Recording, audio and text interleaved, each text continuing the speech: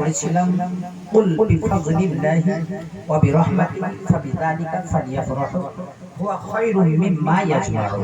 সেদিকে যাওয়ার আগে আজকের মাহফিলটা আমরা সকলে অবগত আছি যে আজকের মাহফিলটা হচ্ছে ঈদে মিলাদুন নবী। ঈদে মিলাদ। এবার আমাদেরকে জানতে হবে ঈদ কাকে বলে, ঈদ কাকে বলে, আর মিলাদুন নবী বা কাকে বলে, জিনিসটা কি, নামটা কি।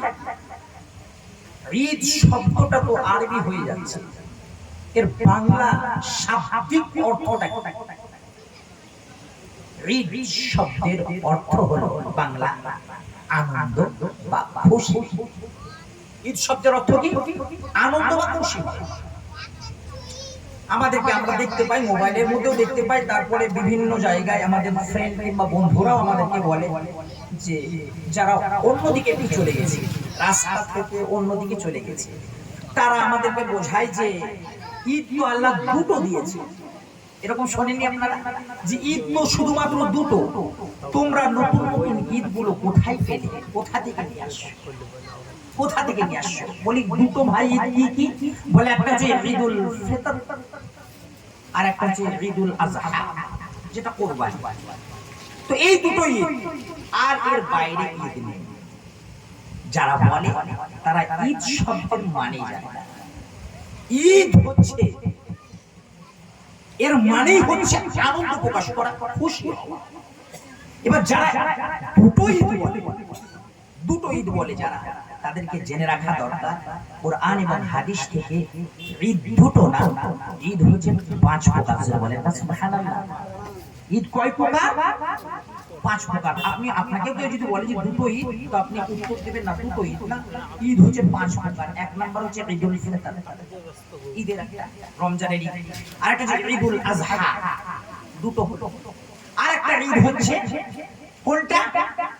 হাদিস, ইবনে মাজাহ শরীফের হাদিস, 86টার বিখ্যাত কিতাব ইবনে মাজাহ শরীফের 1098 নম্বর হাদিসে বলা হচ্ছে আন ইবনে আব্বাস রাদিয়াল্লাহু তাআলা আনহু বলেন, হযরত ইবনে আব্বাস রাদিয়াল্লাহু তাআলা আনহু তিনি বর্ণনা করছেন যে আমার নবী জনাবে মুহাম্মদুর রাসূলুল্লাহ সাল্লাল্লাহু আলাইহি ওয়াসাল্লাম বলেছেন, ইন্না হাদা ইয়াউমা ঈদিন জাআলাহু আল্লাহু লিল মুসলিমিন। সূরা একবার বলেন না সুবহানাল্লাহ। হযরত ইবনে আব্বাস রাদিয়াল্লাহু তাআলা আনহু বলছেন, আমার নবী বলেছেন, ইন্না হাদা ইয়াউমা ঈদিন, নিশ্চয় এই দিনটাকে, ইয়াউমা ঈদিন জাআলাহু আল্লাহু লিল মুসলিমিন, আমার আল্লাহ রাব্বুল আলামিন মুসলমানদের জন্য ঈদ হিসাবে নির্ধারণ করেছেন, আর ওই দিনটা হচ্ছে জুম্মার দিন। বলেন না সুবহানাল্লাহ। তাহলে নবী বলছেন, হাদিস বলছেন যে জুম্মার দিন আল্লাহ ঈদ হিসাবে মুসলমানদের দিয়েছে। তাহলে দুটো ঈদ বলার কোনো মানেই হয় না, কারণ আমরা সপ্তাহে 4টে ঈদ পেয়ে যাচ্ছি, বছরে 52, 53, 54টা ঈদ। তো যারা বলে শুধুমাত্র ঈদ দুটোই, ওরা ভেবেছে ঈদ মানে মনে হয় সামাই করতে হবে আর লুচি করতে হবে, মাংস, এর নামই মনে হয় ঈদ। ওরা ওটা ভেবেছে। যদি ওরা ঈদ মানে ওটা না জেনে জানতো ঈদ মানে আনন্দ প্রকাশ করা কিংবা খুশি করা, আর হাদিসকে যদি সঠিকভাবে পড়ে যদি গবেষণা করে তারপরে কথা রাখতো, বক্তব্য রাখতো, ঈদ দুটো তারা বলতো না। তাহলে ঈদ কটা হলো? 3টে হলো। আরেকটা ঈদ হচ্ছে আরাফার দিনের যে ঈদ, ওটা হচ্ছে একটা ঈদ। হযরত আম্মার ইবনে আম্মার রাদিয়াল্লাহু তাআলা তিনি বর্ণনা করছেন যে হযরত ইবনে আব্বাস যখন একটা আয়াত বলেন কোরআনুল কারীমে, আল ইয়াউমা আকমালতু লাকুম দীনাকুম ওয়া আতমামতু আলাইকুম নি'মাতি ওয়া রাদিতু লাকুম ইসলাম। এই আয়াতটা পড়লেন তখন হযরত ইবনে আব্বাসের পাশেই একজন ইহুদি বসেছিল। তো ইহুদি বলছে, আপনাদের ধর্মে যে এই আয়াতটা যে নাজিল হয়েছে, এটা যদি আমাদের ধর্মে যদি নাজিল হতো না, এই দিনটাকে আমরা ঈদ হিসেবে পালন করতাম। ইহুদি বলছে। তো হযরত ইবনে আব্বাস বলছেন যে এই আয়াতটা যদি নাজিল হয়, সেদিন আমি নবীর কাছেই ছিলাম, আর সেই দিন আমাদের দুটো ঈদ ছিল, একটা হচ্ছে জুম্মার দিন আর একটা হচ্ছে আরাফার দিন। বলেন না সুবহানাল্লাহ। তাহলে ঈদ কটা পেলাম আমরা? 4টে পেয়ে গেলাম। একটা ঈদুল ফিতর, একটা ঈদুল আযহা, একটা জুম্মার দিন ঈদ, আর একটা আরাফার দিন। হাজিরা যাই সেদিনটা আরাফার দিন আমরা রোজা রাখি। তো ওই দিনটা 4টে ঈদ হয়ে গেল।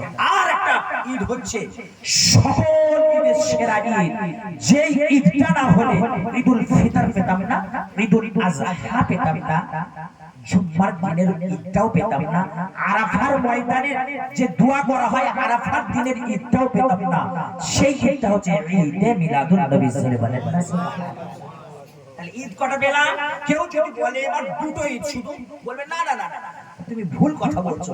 হাদিস থেকে প্রমাণ ঈদ 5 প্রকার: ঈদুল ফিতর, ঈদুল আযহা আর জুম্মার দিন।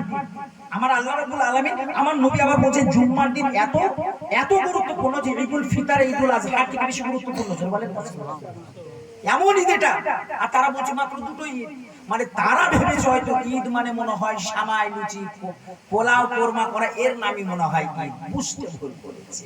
তাহলে ঈদ শব্দটা গেল। এবার আসেন মিলাদ। মিলাদ শব্দের অর্থ হচ্ছে জন্মের সময়, আগমনের সময়, জন্মের টাইম ওয়াক্ত যেটাকে বলা হয় মিলাদ, এটাকে বলা হয় যে আগমনের সময়। মিলাদুন নবী মানে নবীর আগমনের সময়, আর ঈদ মানে খুশি। তো মিলাদুন নবী, ঈদে মিলাদুন নবীর মানেই হচ্ছে নবীর আগমনী দিবস উপলক্ষে খুশি উদযাপন করা, বাস। এর বাইরে কিছু না, এটা কোনো ব্যাপারই না। অনেকে বলে আপনার যেটা হাদিস কোরআন থেকে কোথাও পেলাম না, ঈদটা তোমরা কোথায় পেলে? অথচ আমি কোরআনুল কারীম খুলে দেখলাম আমার আল্লাহ রাব্বুল আলামিন নবীর মিলাদের ব্যাপারে প্রায় অনেক জায়গায় বর্ণনা করেছেন। সুবহানাল্লাহ। কুরআনুল কারীমের মধ্যে মানে নবী আগমন করেছেন, এর নামই তো মিলাদ। মিলাদে আমাদের কি হয়? নবী আগমন করেছেন, নবীর ছোটবেলায় যে ঘটনাগুলো ঘটে গেছে, নবী শিশুকাল কেমন ভাবে কেটেছে, নবী কেমন ভাবে জন্ম নিয়েছে, এই সব চলে মিলাদে। তো আমার আল্লাহ রাব্বুল আলামিন নবীর আগমনের জন্য তো কোরআনে বলছেন সর্বপ্রথম আমার আল্লাহ রাব্বুল আলামিন নবীর মিলাদ করেছে। তারপর আমরা শুনি। তো মিলাদ কেউ যদি বলে কোরআনুল কারীমের মধ্যে নাই, তাদেরকে জবাব দিবেন কি? কোরআন শরীফের পারা নম্বর 11। কত নম্বর পারা? 11। মনে রেখে দেন। কোরআন শরীফের পারা নম্বর 11, পৃষ্ঠা নাম্বার 6, সূরার নাম সূরা তাওবা, আয়াত সংখ্যা 128। ডান দিকের পৃষ্ঠায় 12 লাইন থেকে আমার আল্লাহ রাব্বুল আলামিন কোরআন শরীফের মধ্যে ঘোষণা করলেন, লাকাদ জাআকুম রাসূলুম মিন আনফুসিকুম আজিজুন আলাইহি মা আনিতুম হারিসুন আলাইকুম বিল মুমিনিনা রাউফুর রহিম। আমার আল্লাহ রাব্বুল আলামিন বললেন, লাকাদ জাআকুম রাসূলুম মিন আনফুসিকুম, নিশ্চয় নিশ্চয় আমি তোমাদের মধ্য থেকে একজন নবী, নিশ্চয় নিশ্চয় আমি তোমাদের মধ্য থেকে একজন নবীকে পাঠিয়েছি। জোরে বলেন সুবহানাল্লাহ। লাকাদ জাআকুম রাসূলুম মিন আনফুসিকুম, নিশ্চয় তোমাদের মধ্য থেকে একজন রাসূল তাশরীফ এনেছেন, একজন নবী তাশরীফ এনেছেন। লাকাদ জাআকুম রাসূলুম মিন আনফুসিকুম আজিজুন আলাইহি মা আনিতুম, এমন নবীকে পাঠালাম যে নবীর কাছে তোমাদের কষ্টে পড়া কষ্টদায়ক। তোমরা যদি কষ্ট পাও, নবী আমার কষ্ট পাই। তোমরা যদি দুঃখ পাও, নবী আমার কষ্ট পাই। তোমাদের আমল যদি খারাপ পেশ করা হয়, নবী আমার কষ্ট পাই। তোমরা যদি জাহান্নামের মধ্যে যাও, নবী আমার কষ্ট পাই।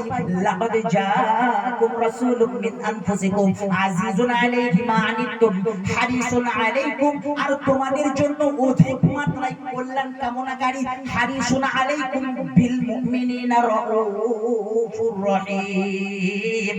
আর মুসলমানদের জন্য, মুমিনদের জন্য আমার নবী হচ্ছেন রাউফ এবং রহিম, পূর্ণ দয়াদ্র আর দয়ালু। সূরা বলেন না সুবহানাল্লাহ। লাকাদ জাআকুম রাসূলুম মিন আনফুসিকুম, আমার আল্লাহ রাব্বুল আলামিন এখানে কি বলছেন?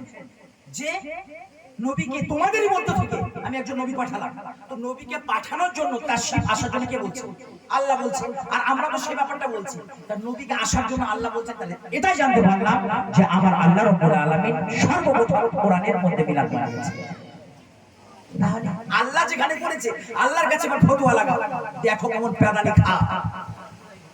শুধু সাধারণ মুসলমানের উপরে ফতোয়া। তাহলে মিলাদকে মানিয়েছে আল্লাহ। বলবেন যে না, একটা আয়াতে হলো না, আরো লেনতানে কোরআন শরীফের পারা নম্বর 4, পৃষ্ঠা নাম্বার 10, সূরার নাম হচ্ছে সূরা আলী ইমরান, আয়াত সংখ্যা 164। ডান দিকের পৃষ্ঠায় 12 লাইন থেকে আমার আল্লাহ রাব্বুল আলামিন কোরআন শরীফের মধ্যে ঘোষণা করলেন, লাকাদ মান্নাল্লাহু আলাল মুমিনিনা ইদ বা'আথা ফীহিম রাসূলাম মিন আনফুসিহিম ইয়াতলু আলাইহিম আয়াতিহি ওয়া ইউযাক্কিহিম ওয়া ইউআল্লিমুহুমুল কিতাবা ওয়াল হিকমা ওয়া ইন কানু মিন ক্বাবলু লাফী দালালিন মুবিন। আবার আল্লাহ রাব্বুল আলামিন ঘোষণা করলেন, লাকাদ লাকাদ মান্নাল্লাহু আলাল মুমিনিনা, নিশ্চয় আমার আল্লাহ রাব্বুল আলামিন বলছেন মুমিনদের প্রতি আমি অনেক অনেক অনুগ্রহ করেছি। লাকাদ মান্নাল্লাহু আলাল মুমিনিনা, মুমিনদের উপরে আমি অনেক অনুগ্রহ করেছি। লাকাদ মান্নাল্লাহু আলাল মুমিনিনা ইদ বা'আথা ফীহিম রাসূলাম মিন আনফুসিহিম, তাদেরই মধ্য থেকে আমি একজন নবীকে আমি পাঠিয়েছি, একজন নবীকে আমি একজন রাসূলকে আমি প্রেরণ করেছি। লাকাদ মান্নাল্লাহু আলাল মুমিনিনা ইদ বা'আথা ফীহিম রাসূলাম মিন আনফুসিহিম, ওই নবীকে পাঠালাম যে নবী ইয়াতলু আলাইহিম আয়াতিহি, আমার আল্লাহ রাব্বুল আলামিন বলছেন আমার আয়াতকে তাদের সামনে তেলাওয়াত করে, ইয়াতলু আলাইহিম আয়াতিহি ওয়া ইউযাক্কিহিম, আর তাদেরকে পবিত্র করে দেয়, গুনাহ থেকে পবিত্র করে দেয়, অপবিত্র থেকে পবিত্র করে দেয়, অন্ধকার থেকে আলোর রশ্মির দিকে নিয়ে আসে। লাকাদ মান্নাল্লাহু আলাল মুমিনিনা ইদ বা'আথা ফীহিম রাসূলাম মিন আনফুসিহিম ইয়াতলু আলাইহিম আয়াতিহি ওয়া ইউযাক্কিহিম ওয়া ইউআল্লিমুহুমুল কিতাবা ওয়াল হিকমা, আর তাদের কাছে আল্লাহ ওয়া ইউআল্লিমুহুমুল কিতাবা ওয়াল হিকমা, আর তাদেরকে আল্লাহর কুরআন তালিম দেয়, ওয়াল হিকমা এবং হিকমতের জ্ঞান দান করেন। তাহলে নবীকে পাঠানোর জন্য কে বলছে? আল্লাহ বলছে। লাকাদ মান্নাল্লাহু, আল্লাহ বলছে আমি মুমিনদের প্রতি ও মুসলমানদের প্রতি অনেক অনুগ্রহ করেছি, যে তাদেরই মধ্যে থেকে একজন রাসূলকে আমি পাঠিয়েছি।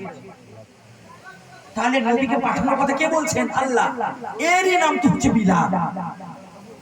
যদি মিলাদ বুঝে কোরআনে নেই, এই তো পাচ্ছি পেলাম।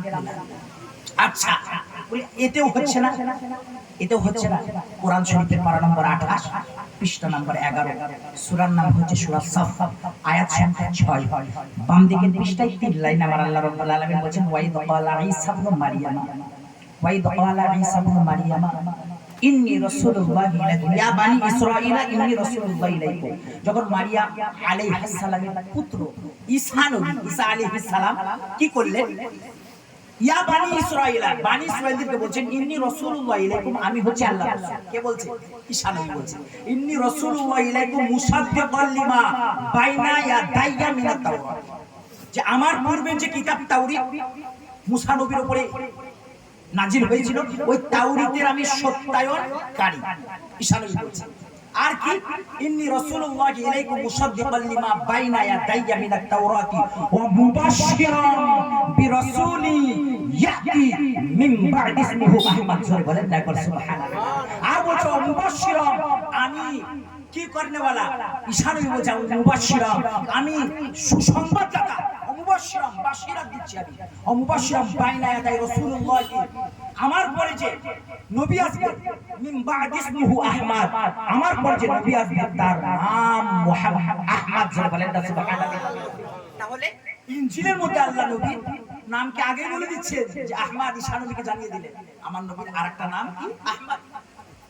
তাহলে নবীর নাম কি তখন বলা হয়েছিল? আমার নবীর নাম কে রেখেছিলেন আগে?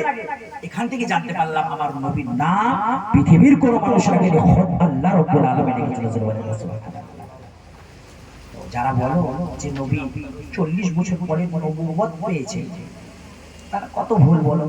এদিকে ইনজিলের মধ্যে আমার আল্লাহ রাব্বুল আলামিন আগেই বলে দিচ্ছেন যে তোমার পরে যে নবী আসবে তার নাম হবে আহমদ।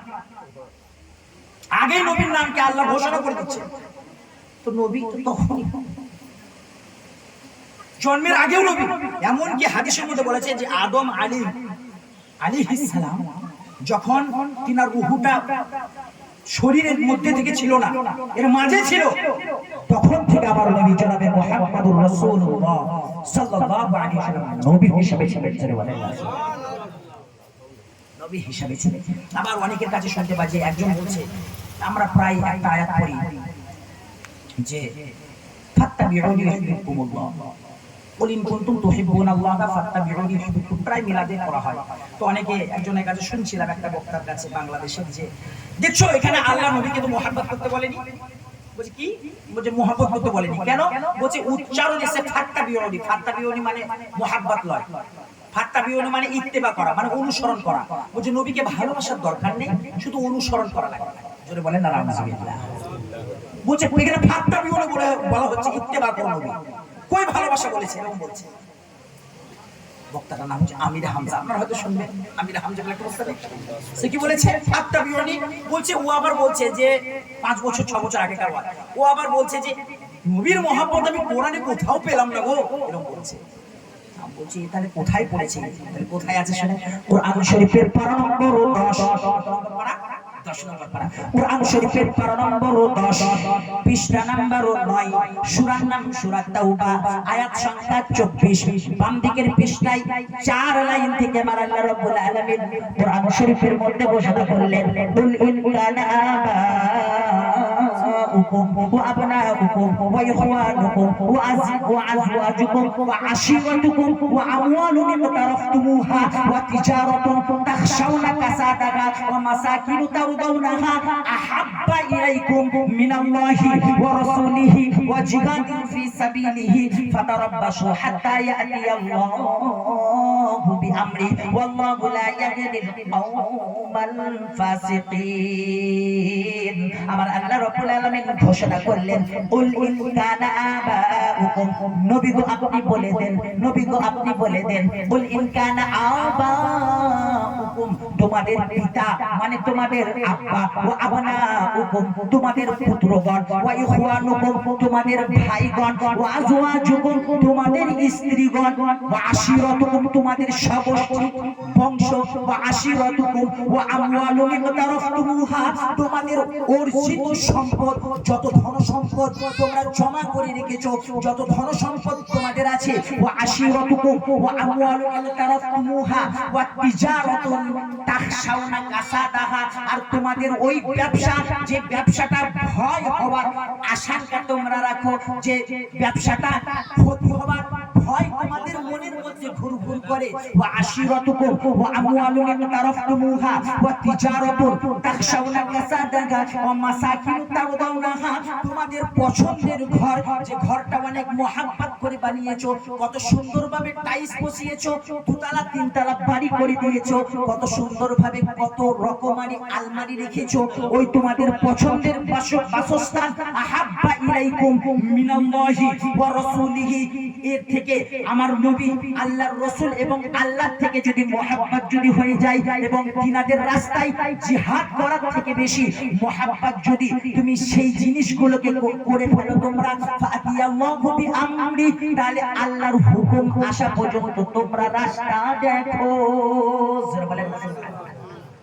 ভালোবাসা কোথাও পেলাম না, অথচ আল্লাহ বলছে তোমাদের পিতা, ভাই, তোমাদের স্ত্রী, যত যা আছে, তোমাদের সমষ্টি, তোমাদের অর্জিত মাল, যত ধন সম্পদ, আর তোমাদের ওই ব্যবসা, যে ব্যবসাটার ভয় হয়, তাদের ব্যবসা আছে, ক্ষতি হওয়ার ভয় মন থাকে না, যে এমন ক্ষতি হয়ে যাবে, ওই তো আল্লাহ বলছে ওই ব্যবসাটা এই সব জিনিসের থেকে বেশি যদি, মানে এই সব জিনিস যদি আল্লাহ এবং আল্লাহ রাসূলের থেকে বেশি যদি ভালোবেসে ফেলেছো এই সব জিনিসকে, তা আল্লাহ বলছে আমার হুকুম আসা পর্যন্ত তোমরা অপেক্ষা করো।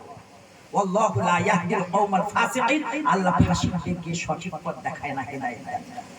তাই তো নবীর ভালোবাসা পেয়ে গেলাম, ঠিকমতো কোরআন মনে হয় পড়তে জানে না বক্তা, পেয়ে গেলাম। তাহলে আমরা কি পেলাম এখানে? ঈদে মিলাদুন নবী কোরআনে পেয়ে গেলাম। এটা না কবুল করার আর কোনো ব্যাপার পেয়ে গেলাম। আচ্ছা, এবং অনেকে বলবে হয়তো যে ঈদে নবী আমার একবার জন্মগ্রহণ করেছে, তো প্রত্যেক বছর মানানো আমার কি দরকার, এরকম বলতে পারে। প্রত্যেক বছর তোমার ঘটা করে মানাতে পারে, একবার তো হয়ে গেছে, সেই দিনে আনন্দ ছিল। আমরা যে আপনার উদাহরণগুলো দিই, যে দলিলগুলো দিই, যে ফারিস্তারা ঝান্ডা একটা কাবার দিকে রেখেছিল আমার নবী যেদিন জন্ম নিয়েছিলেন, মা আমিনা রাদিয়াল্লাহু তাআলা আনহার ঘরে, সেদিন মা আমিনা রাদিয়াল্লাহু তাআলা আনহা বলছেন, আমার নবী যখন জন্ম নিলেন আমি দেখতে পেলাম, আমার চক্ষু খুলে গেল, আর আমি দেখতে পেলাম একটা ঝান্ডা মাশরিক অর্থাৎ পূর্ব দিকে, আর একটা ঝান্ডা মাগরিব অর্থাৎ পশ্চিম দিকে, আর একটা ঝান্ডা কাবা শরীফের নিচে ফারিস্তারা গেড়ে দিয়েছে। জোরে বলেন সুবহানাল্লাহ। আমরা এই উদাহরণগুলো দিই এই দলিলগুলো পেশ করি, তো তারা বলে যে ওই একবার তো খুশি হয়ে গেছে, আর করতে দরকার নেই। ফারিস্তারা কি বারবার করে? বলছে ঈদ একবারই পালন করলাম, বছর বছর তার কোনো দরকার নেই। আমি তাদেরকে একটা ছোট্ট উদাহরণ দিই, যারা শিক্ষিত তাদেরকে বলি যে আমাদের দেশ তো আজাদ হয়ে গেছে 1947 সালে 15 আগস্ট। সেদিনে আমার আনন্দ ছিল, প্রত্যেক বছর 15 আগস্ট আসছে, মাথায় ফেটি বেঁধে আর নেতাজি